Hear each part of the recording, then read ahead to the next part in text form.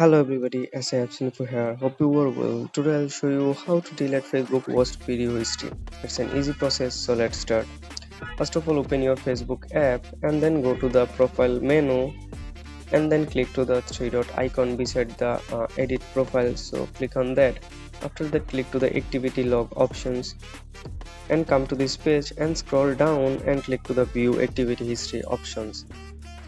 After come to this page, just click to the filter options and then click to the categories options. After come to this place, click to the last option, which is logged actions and activities, so click on that. After that, you can see in the third option, which is video you have watched, so click on that. Here you can see all the videos you have seen from Facebook account creation date.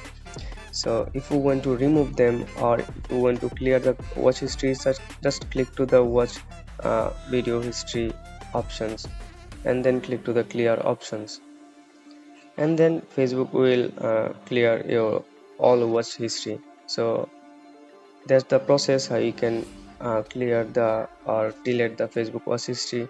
So hope this helps you. If this helps you, then don't forget to subscribe our channel for more informative videos. See you in the next one. Bye.